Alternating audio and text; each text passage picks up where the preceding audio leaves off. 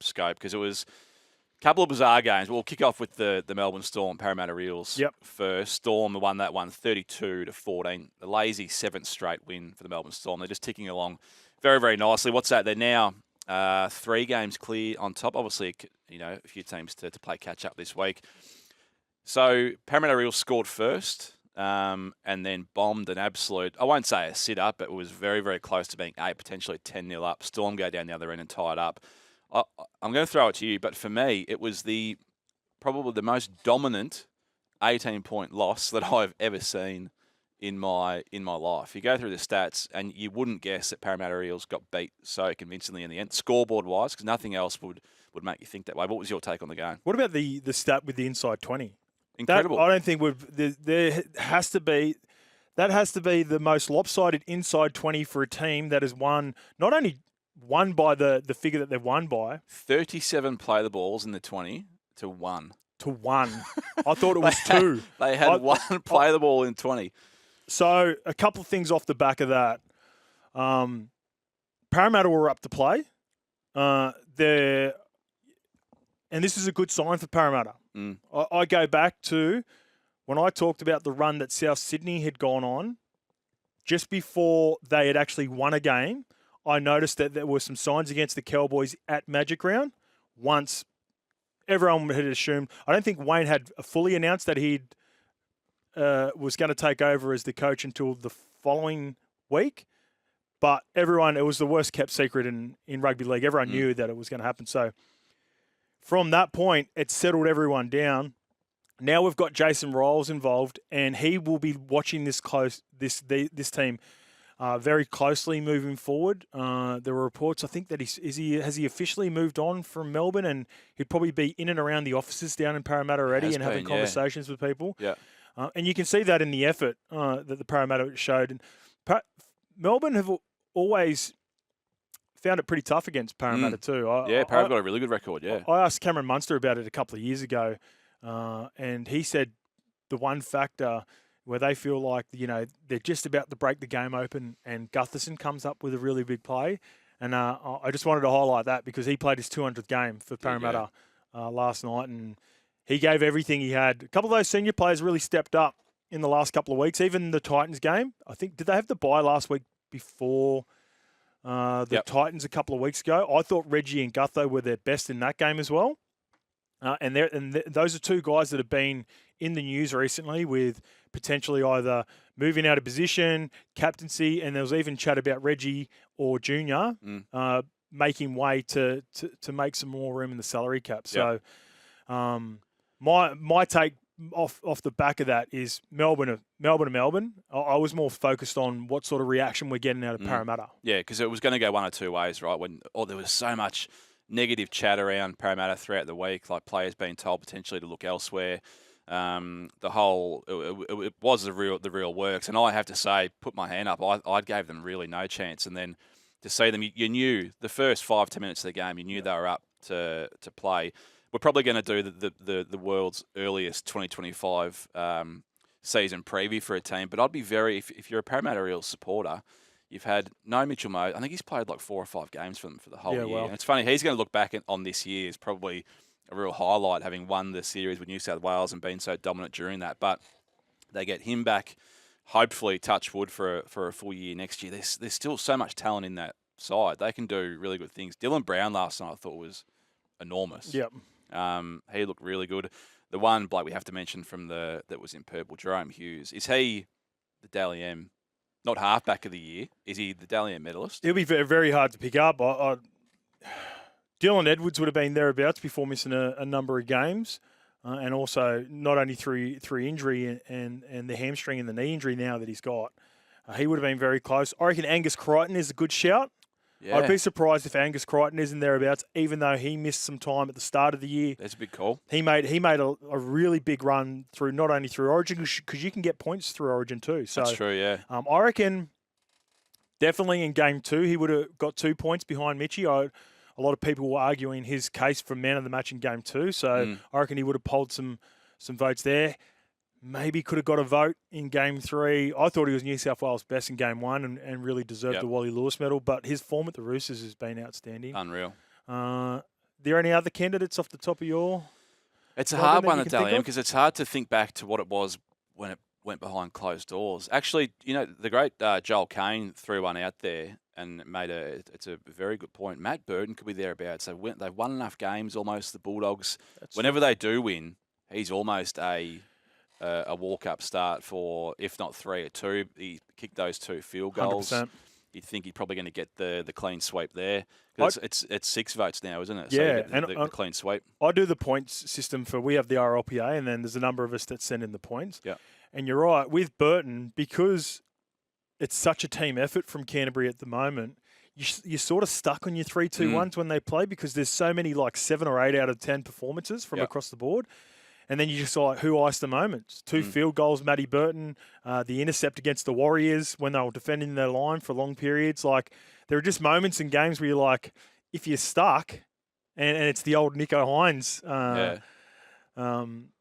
formula for him winning. If you're stuck, they're a very similar team to when Cronulla were playing really well, and they get contributions from everyone, but you get a really big moment from their star player, and therefore he tallies a lot of points. What do you got, Brooksy? The list as of round 12 was Dylan Edwards 31, Nico Hines 30, DCE 27, Isaiah Yeo 24. Ches is a shout. Teddy and Viliami Kikau on 23, and then 4 on 21, Isaiah Katoa, Pat Carrington, Tommy Travojevic, and Zachary Lomax. Pat Carrington, is it? Pat Carrington Park. I was going so well. That's something I'd do, Brooksy, too, by the way. See, as a bloke on a train and trial deal, I wasn't going to bring that up, Brooksy, but we've got the big dog in the seat. Yeah. He's got the 4-year contract. He can say whatever he wants to. Yeah, and because, like I said, Shawnee, that's something I'll do. So I need you to pull me up when I say I'm doing my 1, 2, 3 here now, boys, right now. So off the back of that, I'm going to go Jerome Hughes is currently in 1. Yep. Can we all agree upon that? I think so. I still reckon Dylan Edwards is going to be on 2.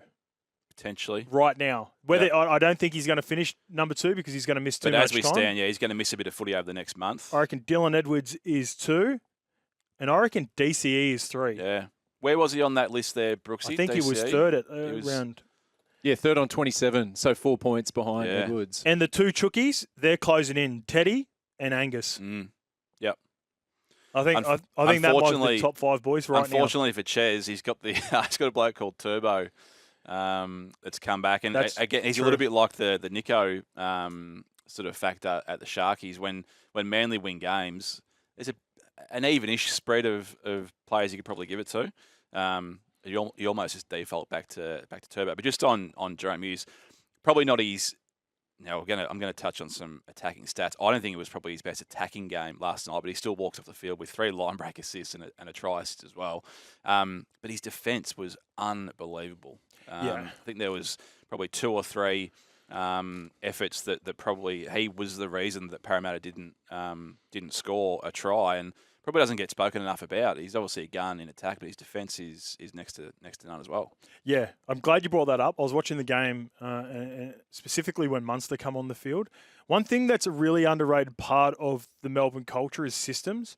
Now, every team's got different sort of systems. It's all about the buy-in. Now, one thing that the Melbourne Storm do really well, and when I was at Parramatta, Steve Kearney came down with Brad Arthur and tried to implement it with us. They have a marker system, which is pretty straightforward. Actually, it's as straightforward as it gets. If you are the first marker, you always go open. If you are the second marker, you go to the short side. Therefore, the reason they do that is because generally short sides, your A and B defenders, because it's normally off a quick play of the ball that attackers want to attack the short side. It gives time for the second marker to back off. He might be out of position and therefore link in with the defensive line and make a play. Now, I know it's simple and you've probably seen it already, but the beauty of that is it takes away any grey area, and that's the best part about Melbourne. They have no grey area. They've got non-negotiables. Cam Munster is in the middle of the field, his first game back, just come back from a groin injury, and he is about 5 metres to the left side of the goalpost, but still hunts from the inside like a rookie, like you assumed a rookie would do to make a play, just like Jerome does every week when he's in that position. And therefore, when you see your leaders do that and your best players do that, that's why they have these journeymen like Josh King, like Jack, a guy that has slowly developed down there, and Jack Howarth, who they had high expectations for, is really starting to showcase now. Grant Anderson, he's been in that system for 4 years, and he's been arguably better than, you know, Will Warbrick on the other side, who's a sevens convert who's looked really good this year as well. So just the little things like that, those little details, that's what makes the Storm so great. Yeah. And when I watch star players come back and do those efforts and hunt from marker and get the legs, help their middles out, therefore the defensive line gets set and everything off the back of that just flows. It's what makes the Storm so great. So we'll chat more about the Storm. We'll have a break now, and coming back after the break, we'll chat Tigers and Warriors. Into the other game last night, Warriors 28 defending the West Tigers 16. Another very bizarre game. The first half, Warriors had all of the ball. Adam Fonua-Blake, absolute beast mode in that first half, but they couldn't really convert it into points. So, well, they did score 3 unanswered tries, but it felt like they probably left a few out on the field. What was your read on that game, Scope? It's funny. There were some really good signs from both of these teams, and yet they'll both be probably underwhelmed with the performance. The Warriors just needed to win, and they would have been playing the West Tigers and would have been frustrated at times that they weren't putting on a bigger score on the West Tigers. But the Tigers were having a crack as well, and they needed to, because they've been coming off outside of, it was a really heavy defeat, a couple of defeats recently, but they just had a lot of teams score a lot of points against them. Yeah. And they were happy to score a lot of points back. And they had such a chaotic week with all the reports around John Bateman, which we'll get to in a little bit more detail later on. But I thought there was some good signs. One, the Warriors 14-0 at halftime. You know, you're not scoring as well and therefore not kicking goals as well as you'd like. I thought that was a really nice moment when Chanel finally got one from a similar position to where he would have had it. Maybe it was even a little bit further out than what he had against the Raiders.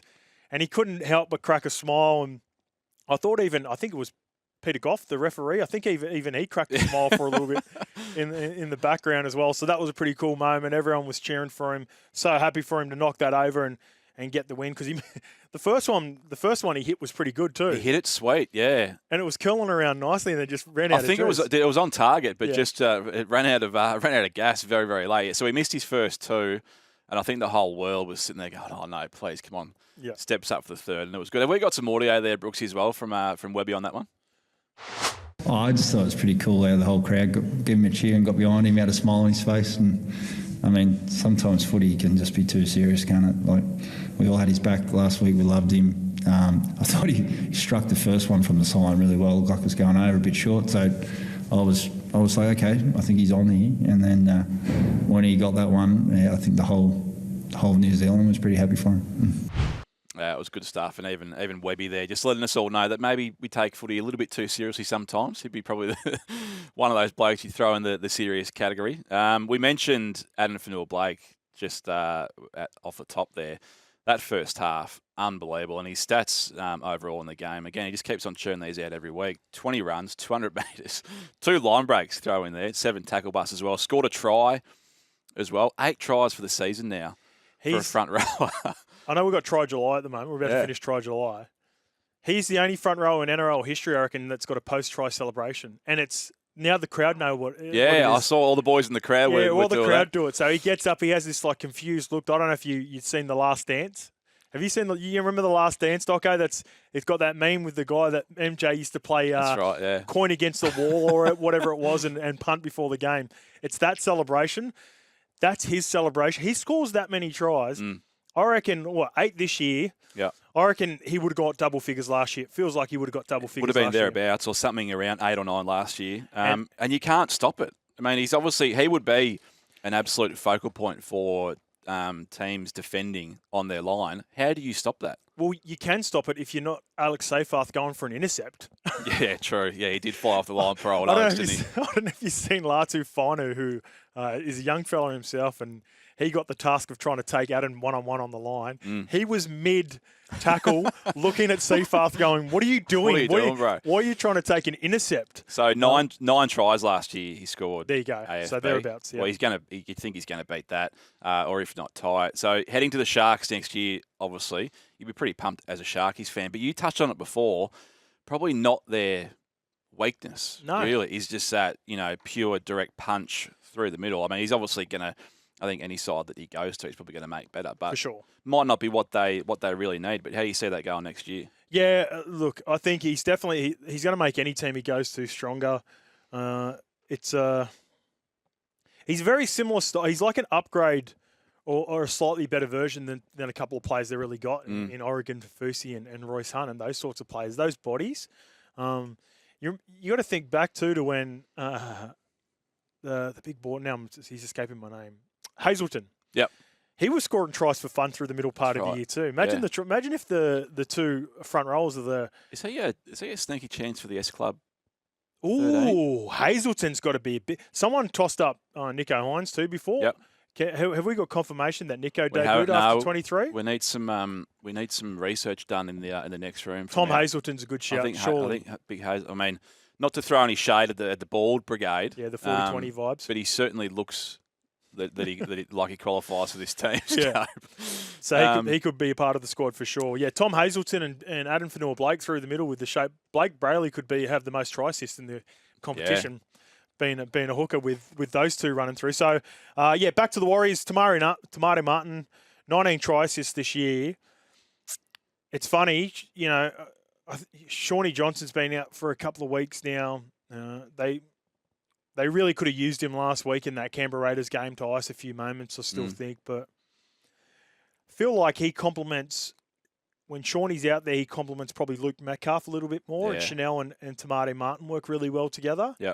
They've struggled to sort of mesh together because it feels like both players require the ball in more of a 60-40 split than rather a 50-50 when they try to play together. Yeah. So that's probably been a part of the Warriors game that has caused internally just some issues with the team. But they're going to be another team. Every year we've got 3 or 4 teams that are on the outside looking in. Where you go, team's too talented not to be playing finals. And there are a few teams that surprise you off the back of that as well. And the Warriors are definitely, I think they've left their run too late. I don't think they're going to make the 8. But they got a much-needed win, and it does keep them alive. Yeah, on the Tigers as well. I mean, speaking of the weight of possession, they only completed 11 sets in that first half. And for a team sitting on the bottom of the ladder, really young side as well still, that we probably have to remind ourselves to go over to Auckland, packed out Go Media Stadium, middle of winter. Not an easy place to go. And they did hang in there. Now, fair enough, the Warriors probably didn't have their attack fully humming. But I think you can probably take a little bit of a resilient sort of look at that Tigers performance. And I think Benji, we've got some audio of Benji in the presser on the West Tigers performance here as well. I don't like losing, but I tell you what, I do love this team. I love how they fight, and I was really proud of 14-0 down at halftime to come back and with 20 to go, 14-10 in the game. We showed a lot of fight, and we finished the game with no one on the bench and guys playing out of position. So. The pride that they showed at this part of the season, it's probably easy to give up at 14-0 down and not fight for anything. But I thought they stood for something in the second half and fought for it. And as a coach, I was really proud of them. So there you go. No one left on the bench at the end of the game, and he's right. At 14-10, it looked like they were the team finishing with all the momentum. A couple of long range tries at the end probably blew out the scoreline. But I think you can take a fair bit out of that performance, even though you're not walking away with a win. Yeah, for sure. Look, he's been heavily criticised this year, and the Tigers have been criticised a lot over the last couple of years. He's trying to build something there. He's got the one part of watching that game last night and the development of Lachlan Galvin. Yeah, Benji being the head coach, it's quite a difficult task for him too, because I reckon Lachlan would remind Benji a lot of himself when he come into the league. And Benji did his best work with free-flowing footy and trying to score points. And it'd be like the hardest part of Benji's game, because he developed so well as he got older and had success at the back end as well, with being probably more of a game manager and figuring out different ways to affect the game. He's trying to emerge the best of both of those players that Benji were into Lachlan Galvin. And Lachlan Galvin has shown signs like he wants to be on the ball all the time. Yeah. He wants to control the team. He wants to chance his arm. And there's the fine balance of Benji being a coach going, I want you to be that young kid that I remember myself being and play footy and just enjoy being out there. But then also I know there was success at the back end of my career where we didn't have to win games by beating teams by 40 every week. You can win those tough games, those tough grinding games, and that'll be the hardest part for Benji as a coach, and specifically with Lachlan Galvin about his development and progression as he plays more NRL, because it's going to be a young team. They're going to grow together. There are so many similarities of when Benji hit the scene with Robbie Farah, Chris Hyington, Liam Fulton, all these guys that went on to have 5, 10+ years at the Tigers together as a young core, but they had a couple of really good veterans, Brett Hodgson, Scott Prince, that were thereabouts during those teams as well. So, a lot better sign from the West Tigers after a pretty chaotic week. Yeah,